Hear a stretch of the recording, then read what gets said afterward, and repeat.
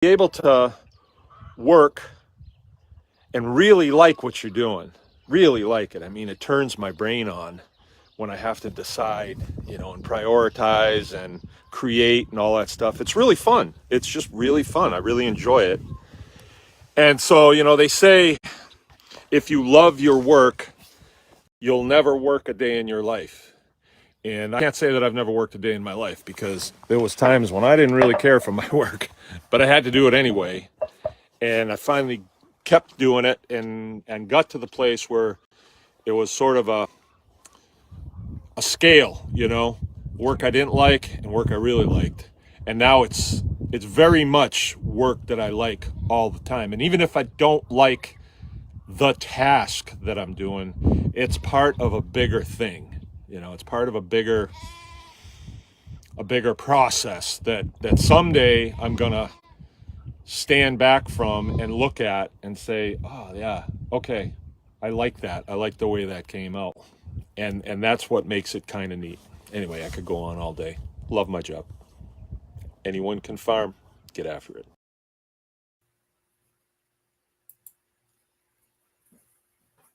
That was me, wasn't it?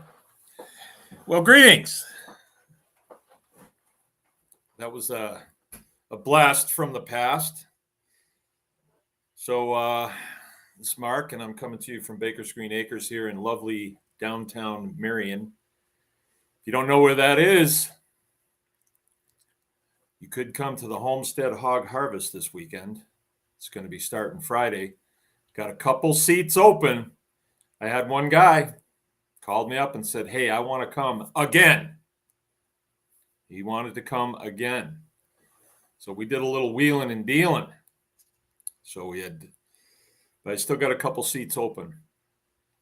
So that's the big thing on my mind right now is we're going to have guests here this weekend. And, we're going to be processing 2 pigs. So these are pigs that were born on this farm, and they're about 2 years old, and they're pretty big. So it's going to be a big job. And I'm going to have like 12 students here doing this. And, you can very easily say, oh, we got this, no problem. No problem. I just spit on the screen, didn't I? But I'm going to be very careful not to do that because even though we've done it a lot of times, this is going to be our 13th year. Without paying attention to what we're doing, we could have a problem, and we don't want that. So Jill actually said to me this morning, hey, let's slow down a little bit here. Let's take time to make sure we eat right, get plenty of sleep, because there's always changes happening here, and it's just a tendency to get overwhelmed, self-overwhelmed. And like today, I had 2 groups of people, 3 groups of people show up here today, to get stuff, but then they wanted to talk, and then we got talking, and before I know it, I didn't get done what I needed to get done, and I need that done for this weekend. So, that's just the way it goes. But I'm going to be real careful to get my sleep and get my rest and make sure I eat right and don't do anything stupid, right? Because we just don't want any problems.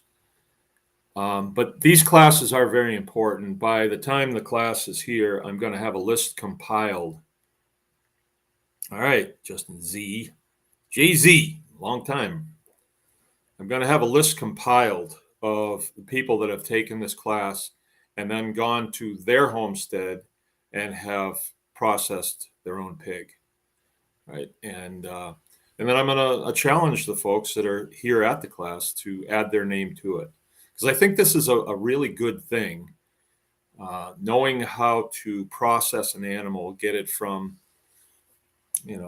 hoof to plate it's quite the feat. I mean, it's not brain surgery by any means, but it takes a level of confidence, and I think that's what we try to get across in the class is to show people what is required, and then give them the license to make mistakes. Because even if you make a mistake, I can't think of a mistake that you could make that would just make it so you could not use that animal that you slaughtered. I don't think that could happen. I really can't think of a scenario. I mean, no matter what, we can always do a workaround and get it to the point where we salvage the majority of the animal or all of the animal, So the the title of tonight's show is Living the Dream. Living the Dream. And I got to tell you right up front that I did not pick this. This was Jill, right? She picked this and she said, I think you'd be good at explaining this, because a couple times this week she's had people get in conversations with her about the lifestyle that we lead, and the upsides of it, and then the downsides of it. And mostly it's all upsides, because mostly fun. It's sort of like mostly peaceful, it's mostly functional. And so I think that we can expound on this, but I don't think there's really a book that you go to and say, oh, you should be happy from 9 to 12:30, and then it's time to take a nap. And I really don't. This is my dream. It's my dream. I'm dreaming, and I'm sharing my dream with you, right? So we have to talk about some of the things, and as I'm talking about them, maybe you could do it too if you want to, if this interests you, and write down the things that you find important in your life. Like for some people, my life would be, I don't want to do that. I like to work in a nice, clean office. I like to drive a brand new car into the office and have a staff meeting and have my secretary bring me a nice hot cup of coffee like this. This isn't coffee, this is tea. And things like that. There's different things are important to different people. And so this is all I'm going to be doing tonight, is talking about the things that were important to me. And as I went along in this lifestyle, what became more important and stuff that became less important. That's all it is. My lifestyle before this, I was active duty Air Force, and they had things that they required of me. It wasn't always what I wanted to do, but like I didn't get to pick out my outfit in the morning. Oh, I'd like to wear this pair of designer jeans today. I didn't get to do that. I had to wear. They said you got a lot of choices. You can wear summer weight or winter weight, camouflage, woodland, and the patches have to be on this way, and the stripes have to be on this way. And if they're not, somebody's going to say something to you, guaranteed. Your shoes, they have to be shiny. Anymore, they don't do that. They don't shine their shoes anymore. The kids are wearing like suede desert combat boots. I think it's too bad, because shining boots was a thing that you could always do. You could always, in a way, it was a good way to be able to sit and do something with your hands, and nobody would mess with you. Like, well, I'm shining my boots. What do you want? I'm shining my boots. And you might be watching TV while you're doing it, but you could shine your boots, get them all buffed up, and then do it again. Bring other combat boots with you to work so you could shine them. It was something you could do. And it, to me, I used to think, well, that guy's got some nice shiny boots on, and I'd always want to, well, mine aren't looking so good. I think I'm going to shine them up tonight. Anyway, so the lifestyle that I led then was hampered by what the Air Force wanted me to do. They wanted me to be clean shaven every day. And obviously you can see that I don't want to be clean shaven. right? And so that's a lifestyle choice that I got to make. I was able to make that choice, and I don't know. I could go either way, really. But in the wintertime, I'm outside a lot, and I choose that. Right, that's a choice that I make.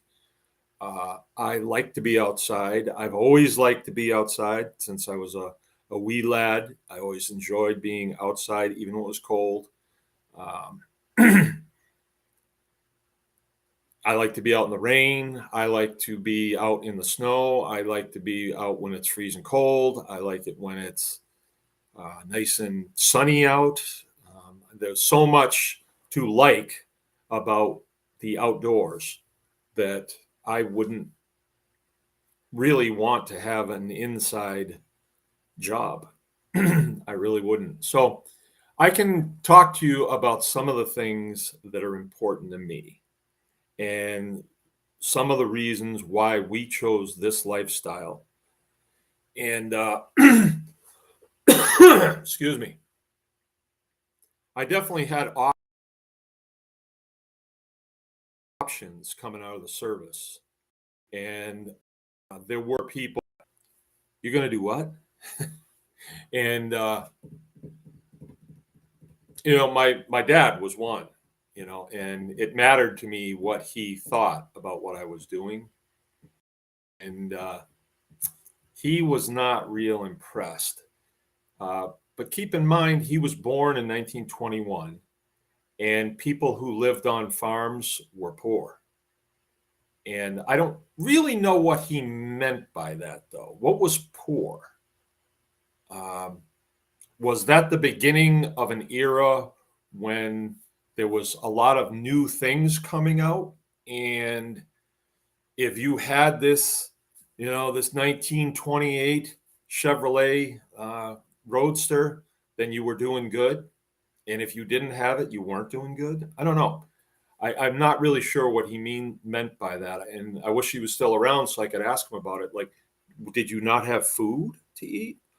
Did you not have a warm place to stay at night? What was it like being a poor kid? Because he told us before that he was a poor kid.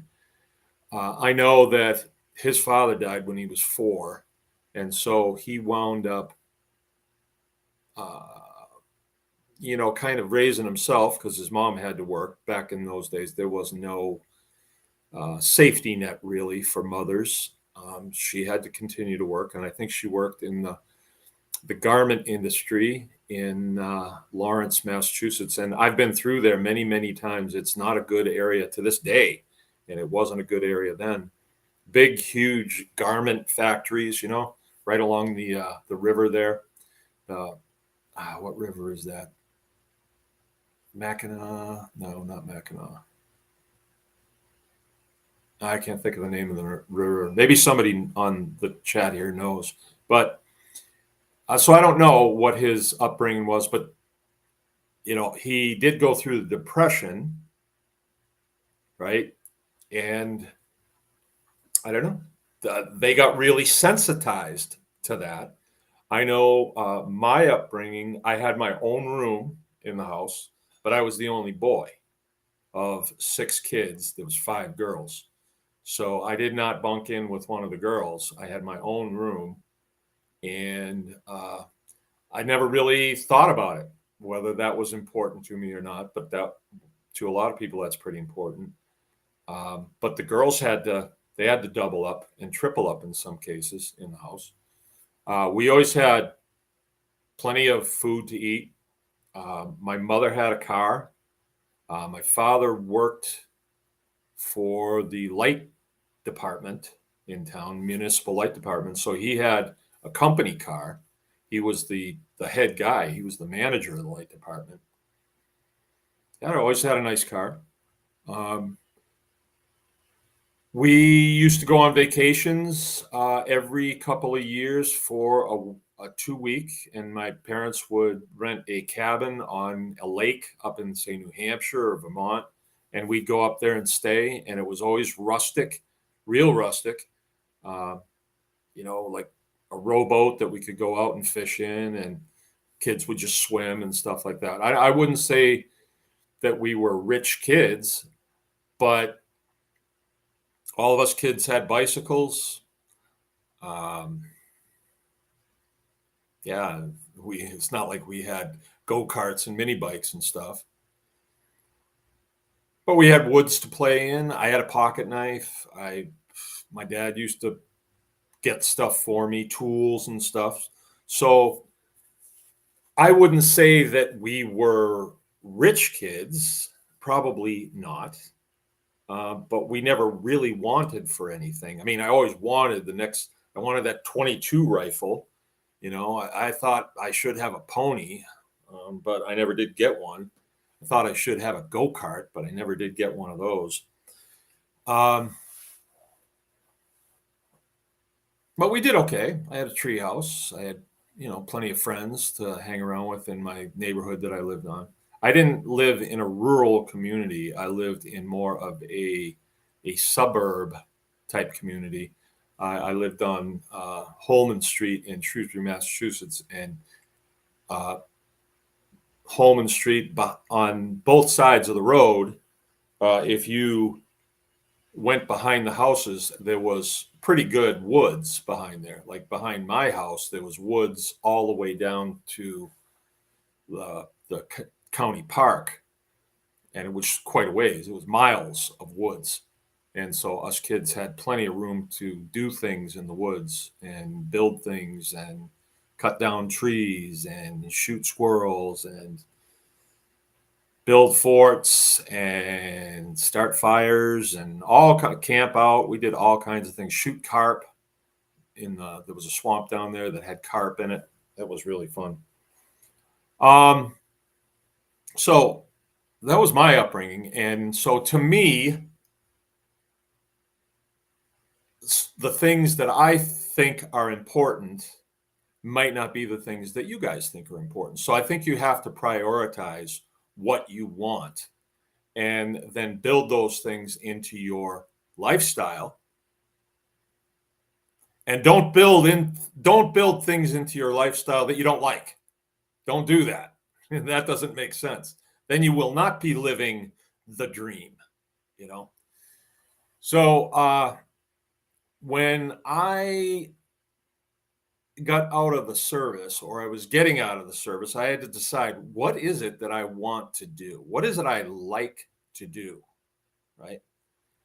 I really liked my days off when I was in the service. I did, because then I could, I'm going to do this today. I'm going to build this, or I'm going to clean this up, or I'm going to go fishing here, or I'm going to, go hunting here. I'm going to spend this time with my wife. I'm going to, help her with the dishes and stuff, things like that I really enjoyed doing. I really liked that. But then when it was time to go back to work, you were at the mercy of the people that I worked for in the Air Force, and they might want me to do stuff that I really don't want to do, but it didn't matter because I had to do it. The longer you're in, the deeper you're in. That's the way it seemed. And so I wound up doing jobs that I just did not want to do at all. I could go into that. It's no secret. But I actually suffered a loss in a career. I was not able to stay in the maintenance business that I was doing. I could not be on the flight line at all because I was a hazard, because I couldn't hear very well. And it was because of my job. It was occupational. And the Air Force said, well, you can leave. And I said, no, I want to stay in. And they said, okay, well, we can cross train you. And I said, okay. And they cross trained me into what was called MWR, Morale, Welfare, and Recreation. And wasn't really what I was used to doing, but it was, well, it's okay. It was a job. It was honest work. And basically you're providing services to the other airmen on the base, such as the gym, so you maintain the gymnasium, right? Um, and outdoor programs. And when I was interviewing, when I went over to MWR, they said, "Oh, you like doing outdoor stuff?" And I said, "Well, yeah, I spend all my time in the outdoors." And they said, "Well, we got a place for you. How about working in outdoor recreation?" I said, "Well, what do I do?" And, well, you kind of gotta, you can kind of create your own program, but basically you're here to provide services for the other airmen, on their time off. So, do you like canoeing? Yeah, I'd love to go canoeing. Do you like shooting sports? Do you like archery? Yeah, yeah, I love all that stuff. And so they had a program. They plugged me right in, and I was pretty much living the dream. Then I came out of maintenance, and I didn't have a uniform to wear. I was basically wearing jeans and a shirt that said MWR on it, and I worked for a civilian. And he said, "Whatever you want to do. What do you want to do?" And I said, "Well, I could get a program going on this and this and this," and it was going really well. I worked with a couple other civilians, and I was really happy working there. And that lasted for about a year and a half. And I thought, this is going to be a breeze. And then MWR merged with another squadron known as services or base services. And base services runs the chow hall. And I wasn't too thrilled about the thought of that, but I thought, well, they'll never put me over there, you know, because, I'm doing such good work uh, in outdoor rec. And I actually did something that really I got a lot of acclaim over. The squadron commander that I had, he was an Irish guy. O'Brien, I think was his name. I don't remember. He was a navigator on a B-52, and he wound up being a squadron commander. I think that was his name. He's an okay guy, I guess, but he really liked skating. He really liked playing hockey. And I was stationed at Loring Air Force Base, and it's up there in the northern part of Maine. And there was a pond on base, or a lake called Malabeam Lake. And when I took over, Malabeam Lake was one of my areas of responsibility. I was supposed to be taking care of it. And I went down there, and the lake was drained. And I'm like, "What's with this?" And there was a dike that had blown out, and nobody ever fixed it. And so I had some connections all over the base. One of them was with civil engineers. And so I merely filled out a work order, and the civil engineers went down there and they fixed it. And the lake filled up. And it became, it was completely drained, and it was full of cattails. Big lake. It had to be 10 acres, I would think now. Yeah, at least 10 acres. And it filled up, and I got to watch the whole thing fill up, and I was a hero. People thought, "Wow, that's really cool that you did that." And I didn't really do it. I just filled out a work order. Civil engineers did it. Well, then that winter, I said to my boss, who was he was more of a golf course type guy. Yeah, we took care of the golf course too, but I didn't have any duties over there. I said to him, "Why don't I plow the lake so people on the base could skate?" And he says, "Can you do that?" I said, "Yeah, yeah, you can drive a pickup truck out on the lake." And he says, "Well, all right, but maybe you ought to check with base safety before you do it, just in case you put the thing through the ice." And I said, "Okay, I will." So I went to base safety and I told them what I wanted to do.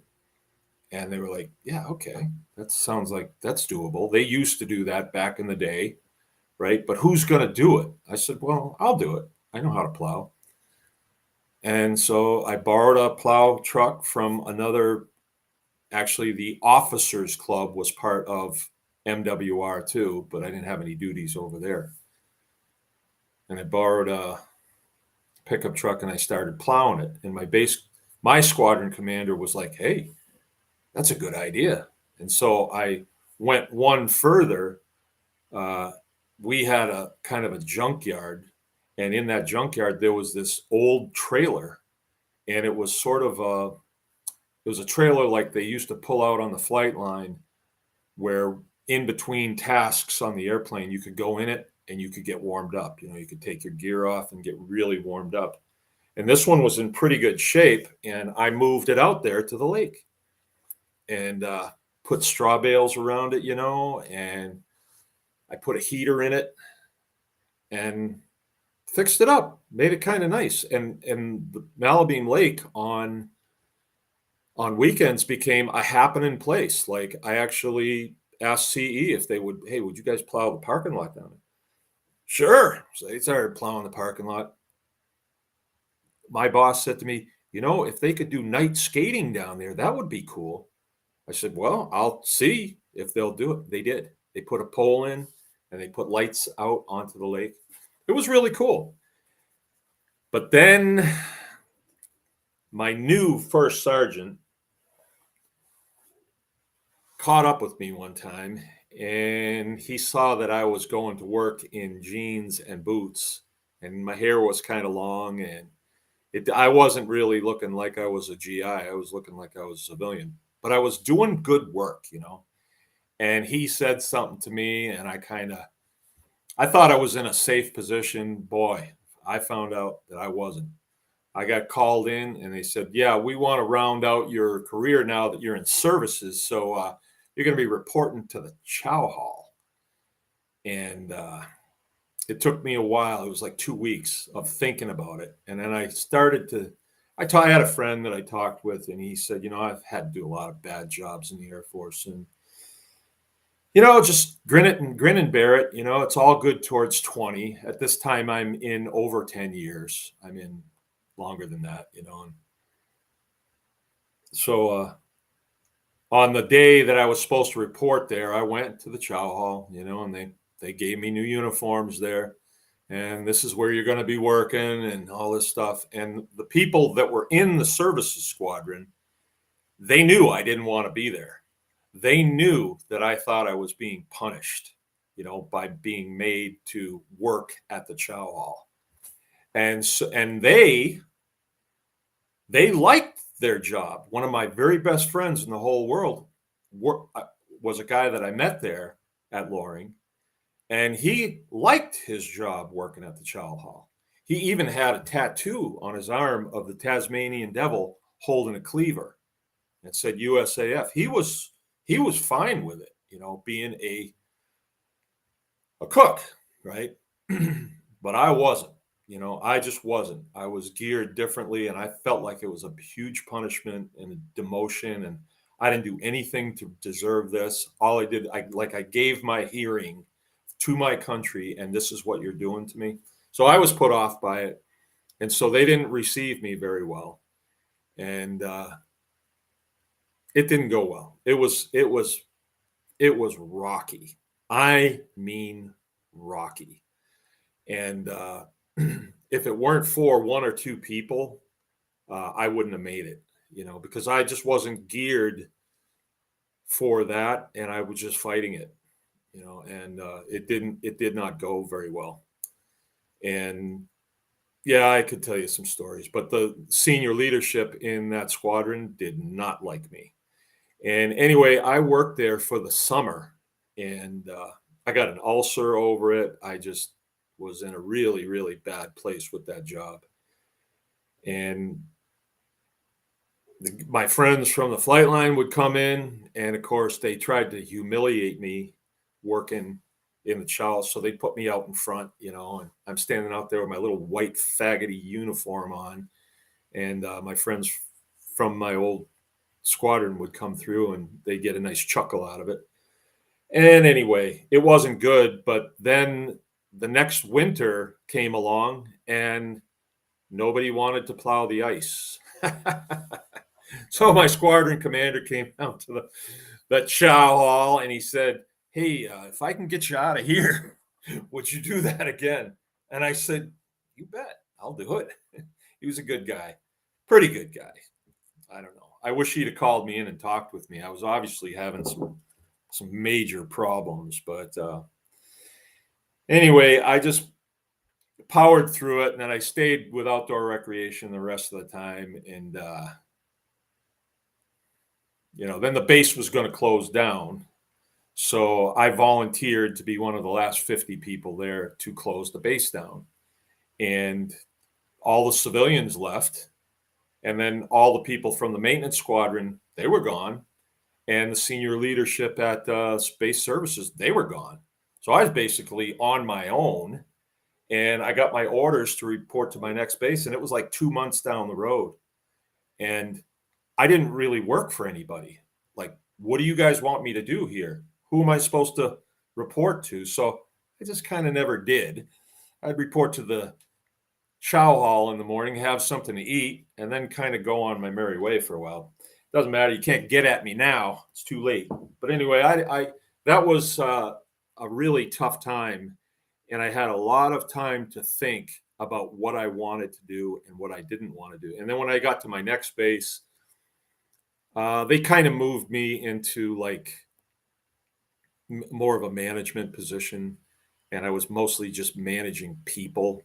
And it could have been any kind of people, but it was services people that I was managing. And it still wasn't good because the people that were working for me knew that I wasn't one of them, and I wasn't really excited about the career field. But by then, I was just kind of counting the days.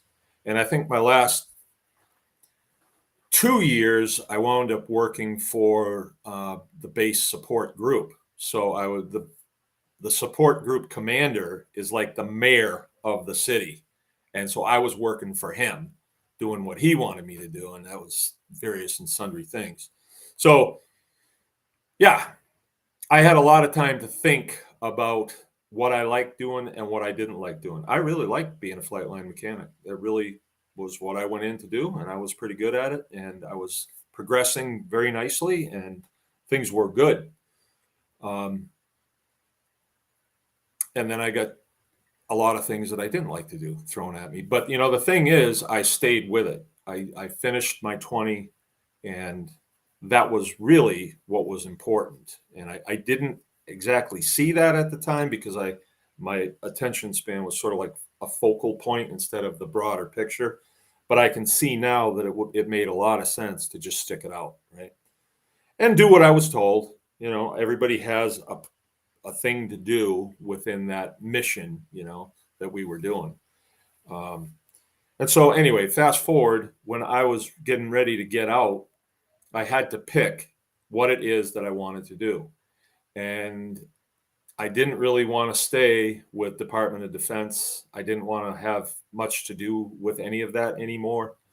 And so I chose to go out on my own and go into the farming business. And that's what I did. And looking back on it, I can tell you from this point on what was good and what was not good. All right. So, what I like about it, and I can go into some of the things that I don't like about it or I didn't like about it. And once I found something I didn't like, I worked hard to change that.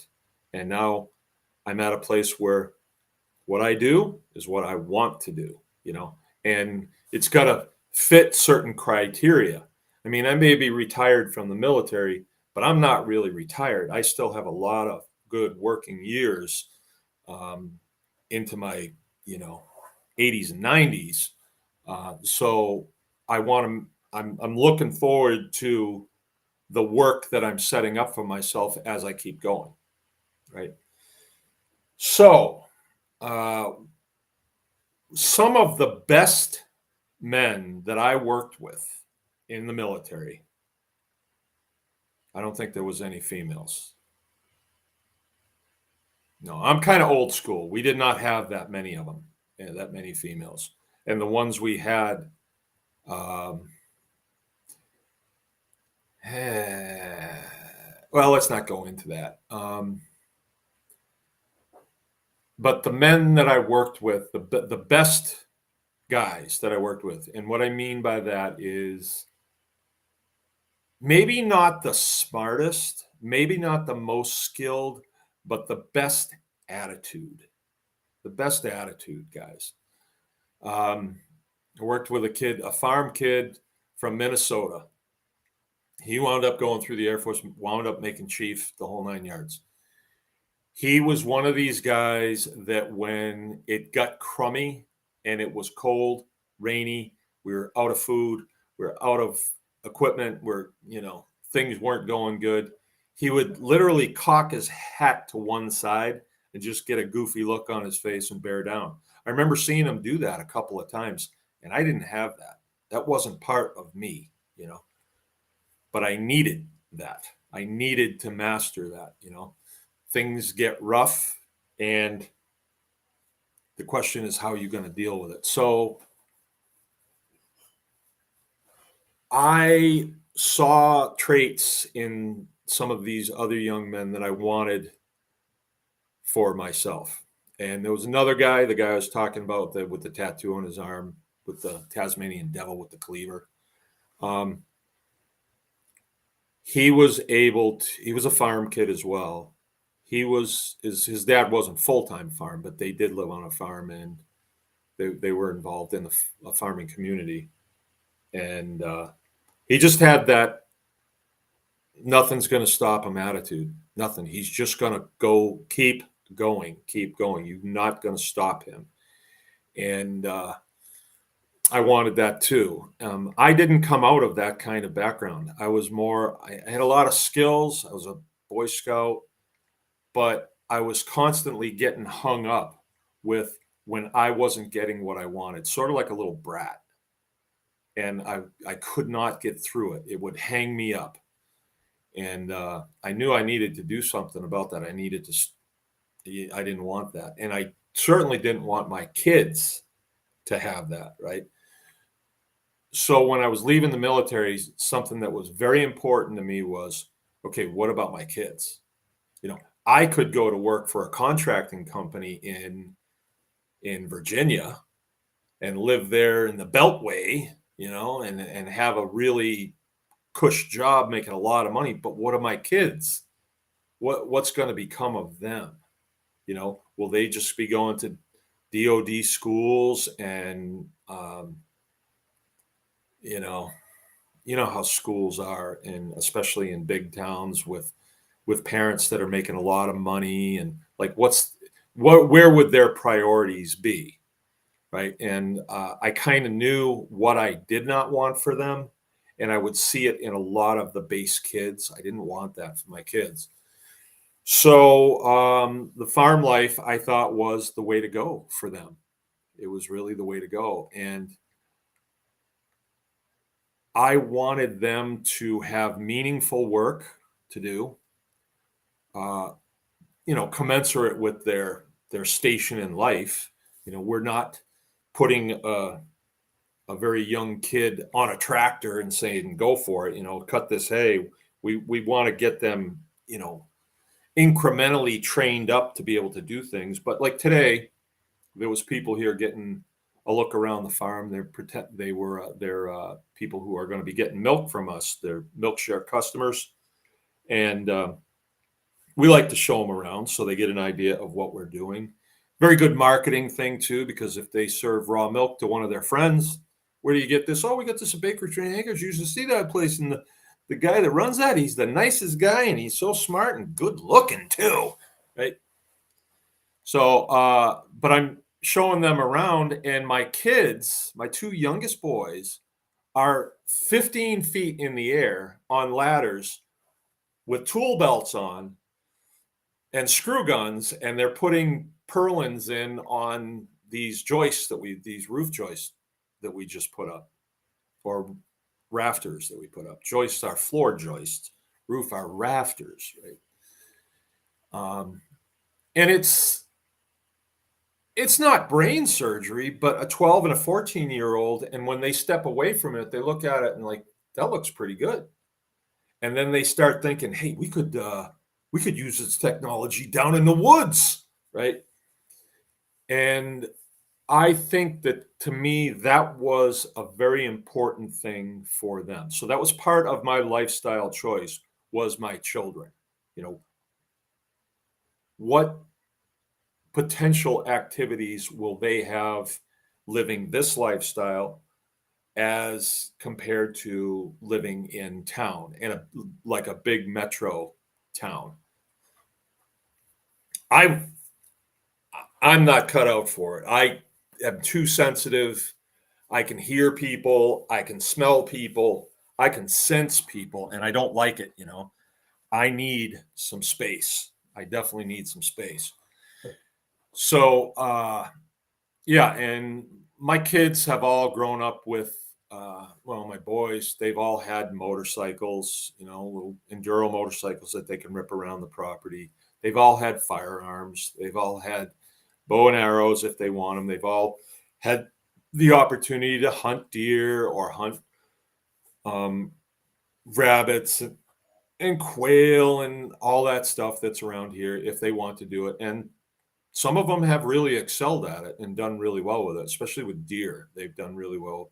But my second oldest son, Joe, I don't think he ever shot a deer here. I mean, he just wasn't into it.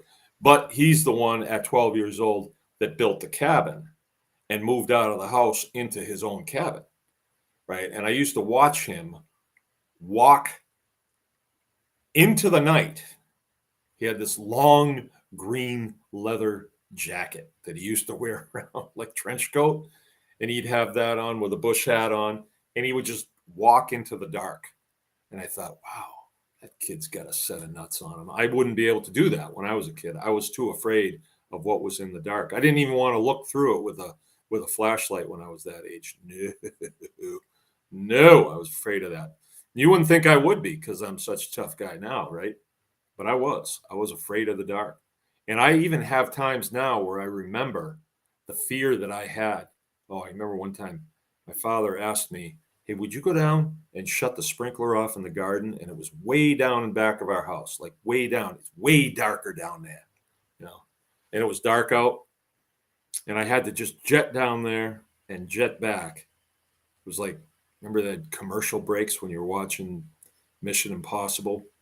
And I ran down there and I'm just about to shut the sprinkler off and I stepped on a rake that was up against the side of the building. I stepped on the rake just right with bare feet so I could feel it when I stepped on this. And then I literally saw stars, but I just overcame the passing out or being knocked out. I overcame it with fear that something has hit me and I've got to get back to the house. And by the time I got back to the house, I'd kind of come out of it. And then I'm like, stupid rate, stupid everything. I hate this, you know, and I'm mad at this point. Nobody cared. And I think when I sat down, somebody said something to me. You got grass cut off. You got grass all over your feet. You should go wash that off before you sit in the living room. One of my sisters, probably. Um, so yeah, I was afraid of the dark, but my kids were able to develop here and set themselves on a path of of what's the word I'm looking for? Courageous, courageous lifestyles. I mean, there really doesn't seem like there's any fear in them at all. And they didn't have a whole lot of exposure to other kids. And we found that some of the worst behavioral problems we had with our kids was actually rubbed off from some other kids that they would hang around with. I'm not kidding. And the limited uh, exposure that they had to some of these kids really was some of the roughest times that we had, because some of them, you know, came from families where they weren't. I don't know. They just weren't. they duped their parents a lot. They did. They duped them quite a bit. So anyway, but that was important to me to have a place where my kids could grow up and they could have experiences somewhat like I had when I was a kid, only better. I thought I could give them a better childhood than I had because I was sort of suburban, not really like packed in houses, but we had houses on either side of our house. They weren't real close, but they were there. And I couldn't shoot a rifle in my backyard or anything. I couldn't even shoot a 22 in my backyard. We're here if we want to shoot high-powered rifles here. Nobody knows. Nobody cares. We can kind of do what we want. For instance, tonight, I wanted my kids to be challenged too. So some of the activities that we do here are challenging, like the boys in their carpentry project today. That's definitely challenging. Definitely. I mean, if I was up there 15 feet putting screws in on these purlins, it's challenging for me. And they had to be straight, they had to get good measurements, and they had to be laid out properly.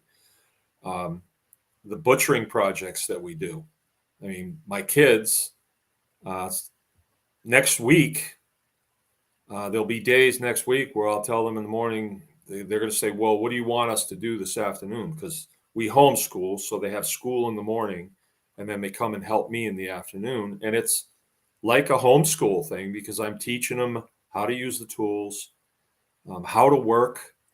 Some of it's not exactly brain surgery, but it can be repetitive, but that's not bad because a lot of what we have to do in life is repetitive. So it's a training environment. So they work with me in the afternoon. And next week, I'm going to say, time to get Gretchen. Gretchen's one of our sows, and we're not going to use her anymore. So we're going to process her. So they'll have to get the tractor, get the rifle. We have a 22 mag rifle that we use, have the right shells in it, 30 grain VMAX, have a knife to stick, have a chain, have the handcuffs to put on the pig once she's shot and on the ground, pick her up out of there, get her back to the shop, wash her down, weigh her, and then scald and scrape her, and just go through all that process. And these are two 12 and 14-year-old boys, and they will knock it off. I mean, they're working with firearms, they're working with sharp knives, they're working with scalding water, and there is potential for problems. That's life, and if you hurt yourself, hopefully you learn from that, hopefully. And they do. So I really wanted that as part of our lifestyle, and that has worked. And I know when I have kids that go out the door and they go on to be very successful at what they're doing, very difficult things that they take on for career fields, I know that we've made the right choice in that. And it's not like just me that runs the show here. I take orders from my old lady. She tells me what to do. No, actually, we're partners on this thing. Ultimately, I have the final say. But what that really means is ultimately it falls on me. We can agree, hey, this would be a good idea to do, and then it falls flat on its face. I'm the one that bears the brunt of it. That's the way it is. When you're the top guy, the buck stops with you, and that's okay. That's all right. That's my role, and that's part of our lifestyle too. Another part of our lifestyle is we prioritize things maybe differently and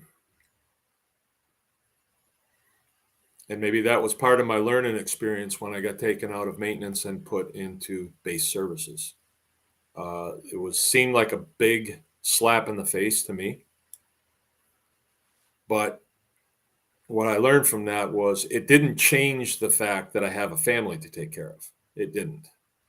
And what's more important, my career field that I'm in or my family? I'm just very lucky that I can work in a career field now that is conducive to good family living, and it enhances who I am. Like, I'm creative. I'm a creative guy. Um, I have the ability to look at something and I can actually see it before it's there. I have the design right here.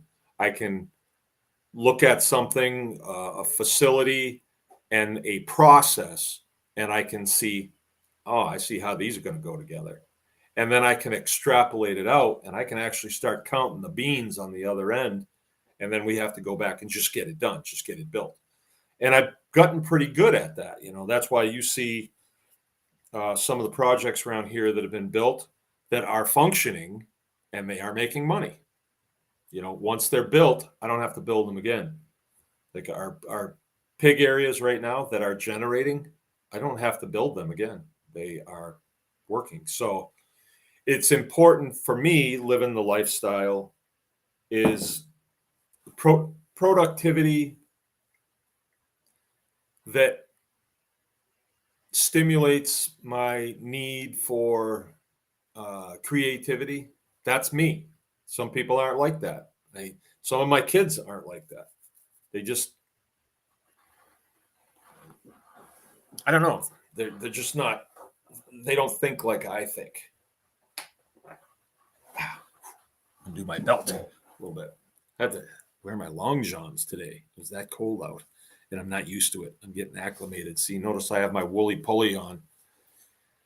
That was cold. We got the wood stove going in the house. The wood stove is on now, and it should be on for the next couple of months.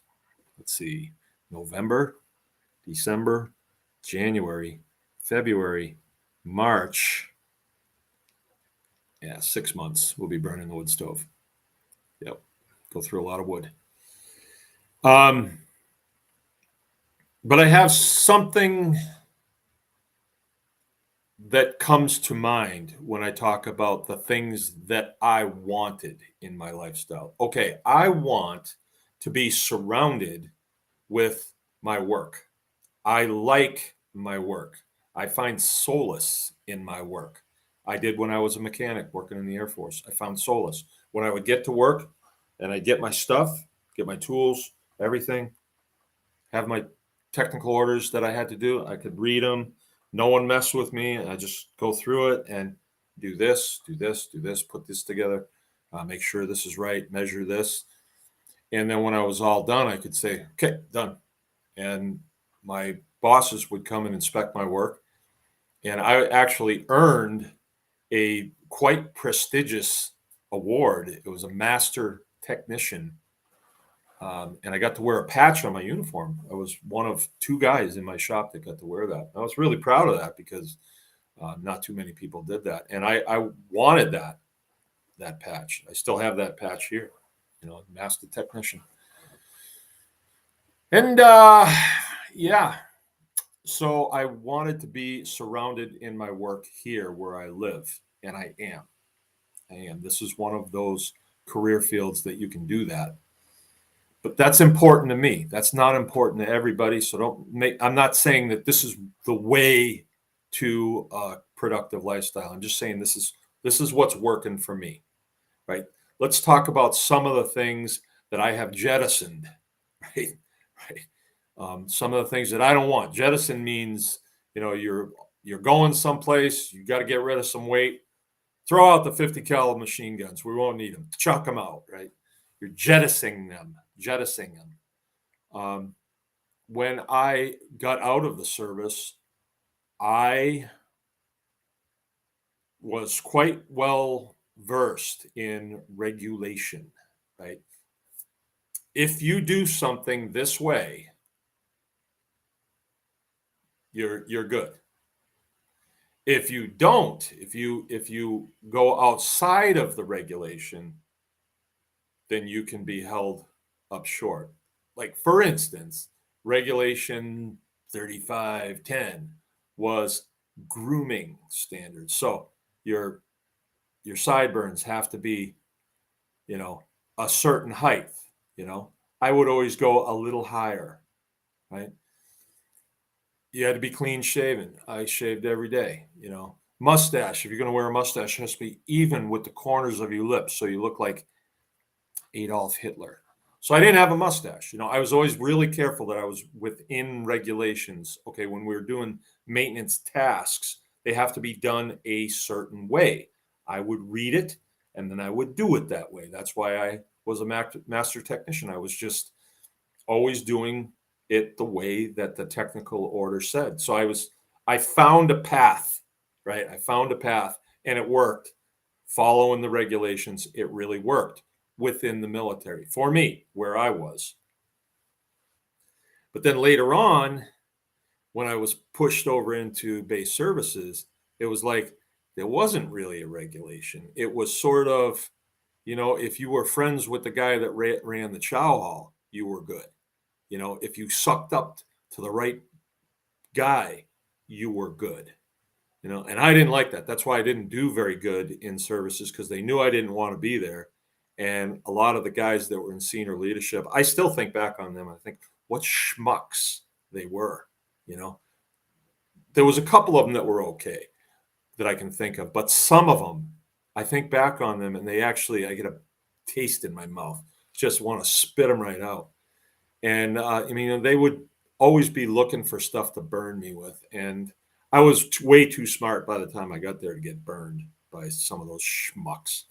And so they were frustrated with me because I followed the regulations, so they couldn't burn me on that. But those regulations, when I brought them out into the civilian world, in this world, they don't work for you out here either because everything is so skewed and the regulations are written by, you know, the departments like the Department of Agriculture and this one and that one, and they play games, they play word games with it, you know.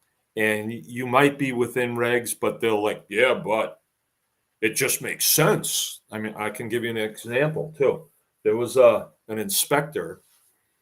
He's dead now. With the USDA, that when we first started up our butcher shop, he came here and he was giving me my initial evaluation on my shop, setup.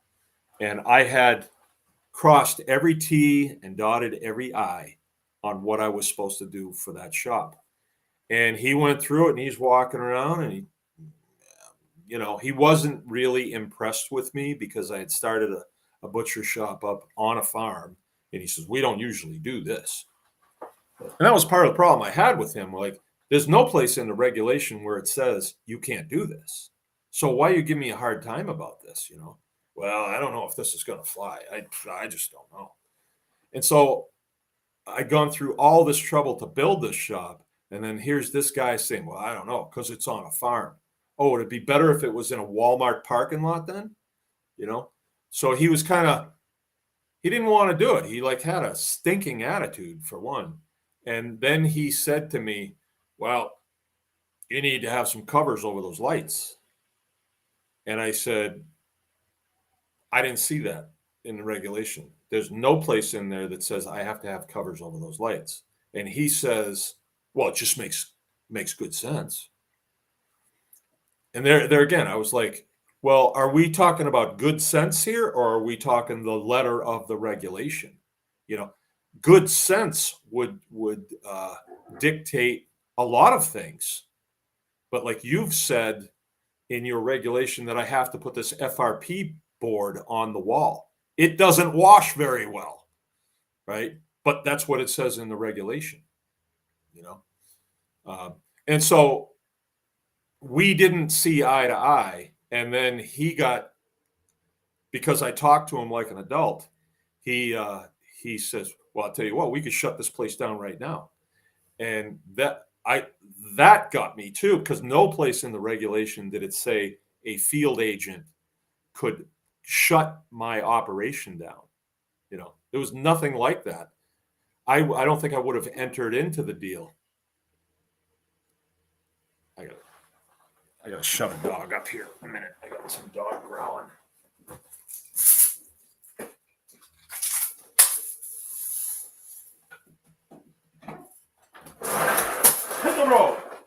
Get out of here.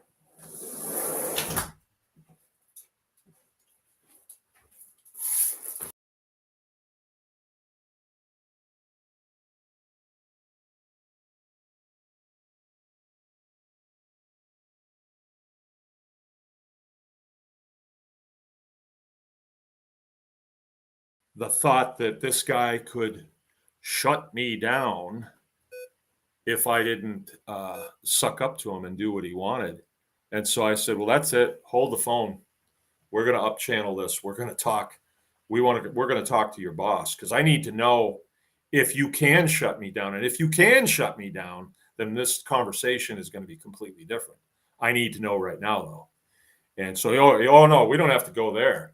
Yeah, we do. We're going there now. And I did call his boss, and I got some guy, Pakistani or something, on the phone, didn't speak English very good. And I told him that I'm going over his head. I'm going to go as high up the chain as I can because I need to know if this schmuck can shut my doors because I'm not doing what he thinks is a good idea. Then I want to know. And sure enough, I worked my way up the chain of command, and I finally got another military member, actually, and he said, don't listen to that jerk. He can't do nothing to you. Just press on with what you're doing. But that created a lot of friction with that field inspector. And he had a big mouth, and he went around town saying stuff about me. And it just created a lot of friction. So that whole thing, that whole partnering with the federal government, USDA, entering into a verbal, a written contract with them on standards, their standards, I did not like that because it was not like the airplane business where, if it says it takes this bolt, it takes this bolt. It doesn't take a suitable sub for that bolt. It takes this bolt. And to me, that's comforting. But like with this field inspector, he was like, well, it just makes good sense. So he had the ability to create this nebulousness that had me off guard. And I wasn't having that. I wasn't going to have that for a second. Because if I let him keep going, he would have said, well, he even did. There was stuff up on a shelf, and he says, I don't like that. It could fall off there, and it could fall in the hamburger. And it was like pens or something. And like, where are you going with this? He just looking for things to gig me on. So that part of it, partnering with the federal government and partnering with state government via Department of Agriculture, I did not like that at all. The Department of Agriculture on the state level, I don't know about the state that you guys live in, but in this state, they are the most unprofessional group of weirdos that you have ever seen. You're not going to believe it. You just wouldn't believe it. Men dressed like women, women dressed like men. They had blue hairs, everything. They're just crazy people. And so I did not like partnering with them. And so I had to get rid of that. I wanted to jettison that. And, the circumstances kind of presented themselves where I found out that, hey, it's voluntary. You don't have to partner with those guys. I mean, there's certain places you're not going to be able to do business, but come to find out, I didn't want to do business with those guys anyway. You don't want to put yourself in a position where you really want to sell to a restaurant, so they'll write your name on a blackboard in there, but they pay you 25% less because they want it wholesale. Why the hell would I want to do that? So I can get my name on the blackboard? Are people reading my name on the blackboard and saying, oh, let me send him a check in the mail? He must be a great guy. No, it's all smoke and mirrors. You don't want to do that anyway. So, and stuff like retail stores and restaurants, and even to some degree farmers markets, because they are controlled by those agencies. And, they're kids that partied in college and then wind up being a food inspector, and they want to be a hard ass, right? you don't want to, you don't want that in your life. You just don't want that, unless you like that. I mean, if you like that, then good. Um, I people have said to me, "Well, my inspector's a really good guy." Yeah, he's a really good guy until he's bending you over the barrel, right? And that's what they're there to do. I am not going to keep company with somebody who has authority over me like that.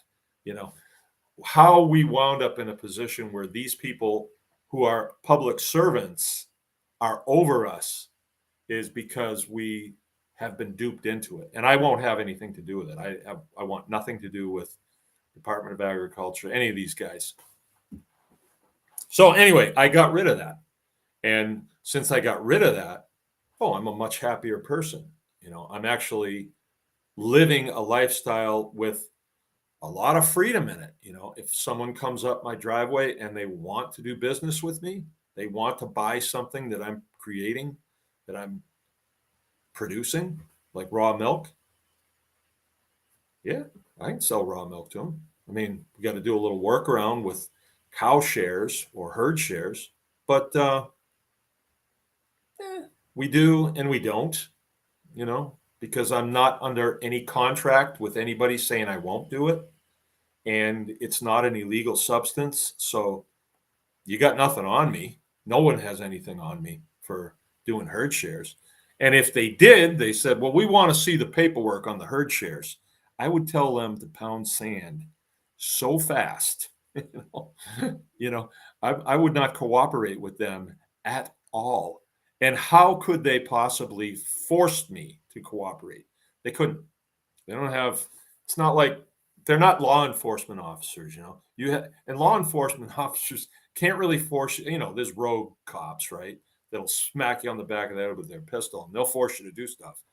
But generally they're not, at least with mostly law abiding citizens. They have no time for us, they've got a bunch of thugs out there they have to deal with. So they're not part of our life. And my life is really a lot better. When we were doing business with them, every time they were going to come for an inspection, it was sort of you know, this level of non-professionalism, but haughty. They acted like they were above us because they had gone to the university and studied botulism or something. And they try to impress you with their $10 words and stuff. It was just gross. And if I have to take 5 minutes out of my day to talk to somebody that is claiming that they can shut me down if I don't suck up to them well enough, it doesn't enhance my day. I'm not saying it's going to ruin my day. I'm going to let it ruin my day, but I'm thinking this is not where I want to be. Some people, you might like it. You might really like it. Oh, I just like those guys. I like paying them money every year so I can get this nifty little piece of paper that I can display proudly. It basically what you're doing is you're displaying your idiot stamp. It's like, what's your sign, right? So anyway, that's out of my my life. I don't really want to do that. Here's another thing. And I kind of was thinking about this off and on over the years, but my dad was he spent a lot of money on clothes because he would always wear a suit in to work every day. He worked with a lot of lawyers and there's a lot of pros that he worked with and stuff, and they were all into that suits and stuff. And I went to a school where I had to wear a suit jacket every day and stuff, and it was all right, but I was never really into it. I just did it because I had to. And for a while, I kept the three-piece suit around, and in case I needed it. And I realized not too long ago, hey, I don't have a suit. But then I thought, yeah, but that's not what I do. Well, if I had a suit, then maybe I'd wear it other places to suit, with a suit. No, I wouldn't. No, I wouldn't, because I don't have to go to those places if I don't want to.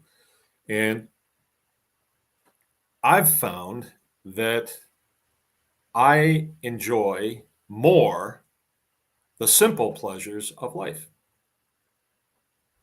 Yeah. So I used to feel like we we had to do extravagant things, but now, no, no, we don't need to. We can go for a walk on the beach. That's good enough. Um, you know, vacations for me and Jill is just going and getting a hotel room up on the interstate. No, just driving a couple hours away and getting a hotel that's close to the beach so we can go walk on the beach or maybe in the forest or for me the simpler the things that we do, the more memorable they are. I'm not kidding about that. So I've learned to embrace more of the simple things and the things that require way too much thought to. I don't think I want to do that. Like if I was to want to go to a Def Leppard concert, let's say that was going to be down at the Metro down there in Detroit. Uh, no, no, no. Oh, we gotta, you better take a gun. No, I'm not doing that. I'm just not doing that. I went to a baseball game down there, and it was in Detroit. The Tigers got invited down there. This is in my days when I was thinking about running for governor, and I was hanging around with a lot of really high end people, real smart people in politics, and they thought I could be quite the governor. At least that's what they're telling me. And it was terrible going to that game. I mean, there was parts of it that were kind of cool.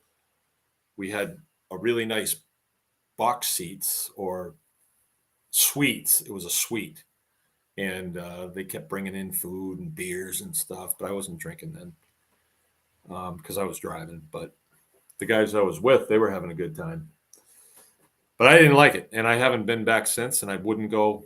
I wouldn't go. It's to me, it wasn't really a good time. I have much better times sitting around the campfire here, and it's about exciting as the next story that rolls in. But that's me. I enjoy a simple lifestyle like that. Okay, it's getting on towards 9:13, and um, I could go on and on. I really could, but I think you know the gist that I'm going with this. Um, I like to be able to schedule my day, and I like to be able to schedule it around things that are important to me. Like I have to go to a chiropractor tomorrow. I can schedule it right into my day. I don't have to check with anybody. I'm just okay. That's what I'm going to do. Um, I have noticed when I am building things, the price of the parts for what I'm building is unbelievably cheap. Unbelievably cheap. Like when I checked with the propane company because I'm running a propane line over to the new butcher shop for a water heater, and he says, "Oh yeah, we can do that for you. We can run that line.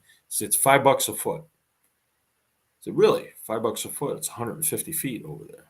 Yeah, we can do it, but we won't be able to do it until next month sometime, probably the third week of the month. Oh really? Well, I need it by Friday. I said, well, we couldn't do it. And just to put it in, it's $5 a foot, and I have to pay for the parts too to have them do it. But they can't do it until. So I'm doing it myself, and when I get done, my parts list is like it's not very much, really. It's really not, and I'm paying myself to do the work. Part of what I have to do is swing a pick because I have to go across my driveway. So that requires I have to swing a pick. I can do that as good as the technician can, you know. So it's important to me to be self-sufficient. So like the any of the work that I've done here, it's important to me to be able to think about it until it becomes clear and then execute it. Like, I've never really made a composite beam before. And I really didn't know the place to start. I knew I needed the wood, talked to Parker about it. And he was saying, well, you could go with an 8, but I think you should go with a 12. Okay, I'll go with that. I could have gone 10, but no, you better go with a 12. Okay, did it.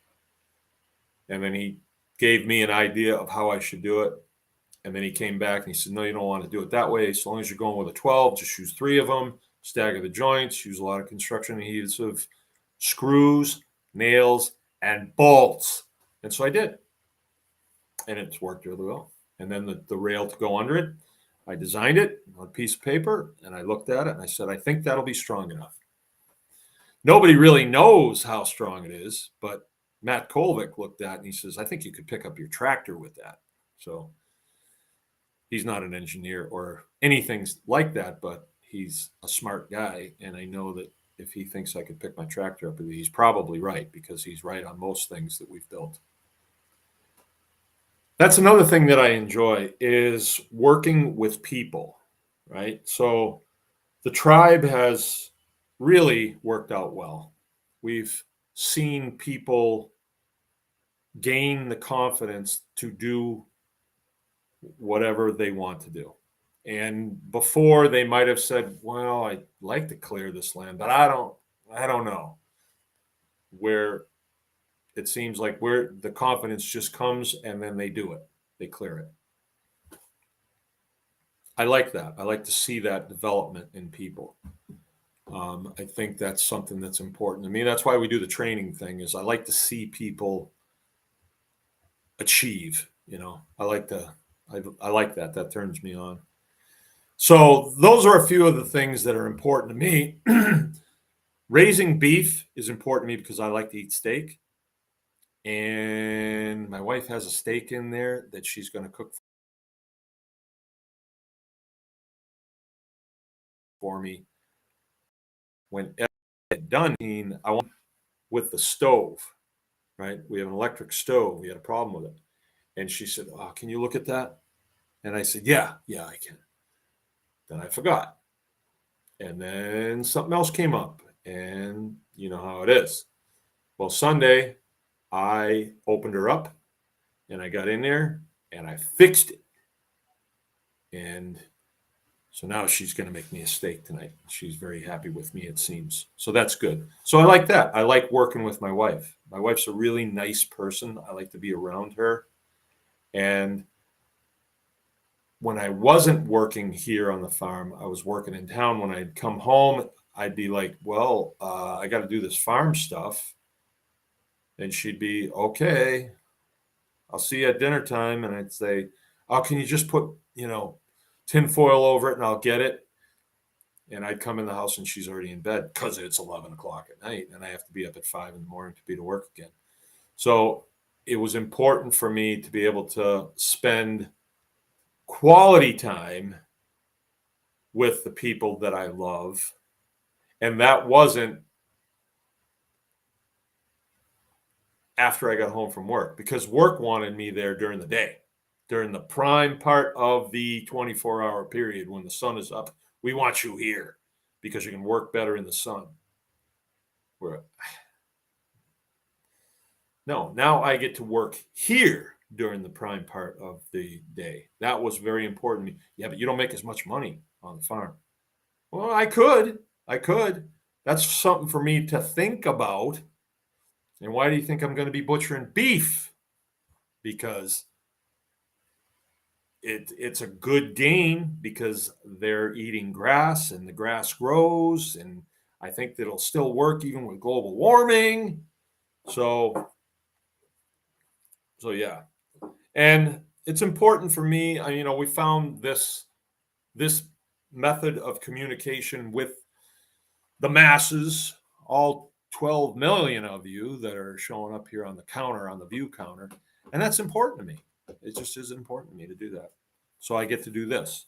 Whereas if I was working in town as a welder mechanic at the power plant, who would I really talk to? And who would care? Because nobody's there because they want to be there. They're there because it pays. Anyway, I got to get going. Jill got me a new mouse, but I'm not sure. Oh yeah. Oh yeah, it's working. So I didn't really didn't read a lot of these comms. Urban Gardening Chronicles. That looks kind of new to me. Urban Gardening Chronicles. Hey, anyone can farm. Your live came on my feed. All right. Welcome.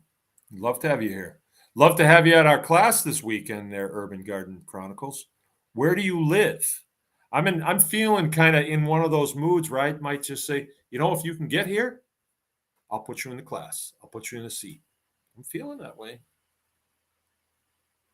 I'd like to have a full class. We had a guy, Mike Hammond. He's in here once in a while. He's a Tribe Plus member, and he signed up for the class again. He's going to take the class again. Jay-Z, you should take the class again. Sean Wise, you've never taken the class. You do. Turning guns. Let's get some hog done. All right. Turning guns. Running guns. Yeah, the world's going crazy, isn't it? Oh, cop ahead. Man, I should have joined the Air Force. Yeah. Yeah, we don't eat in here as much dust as you guys do. Don't get me wrong. I love Marines. I really do. We need them.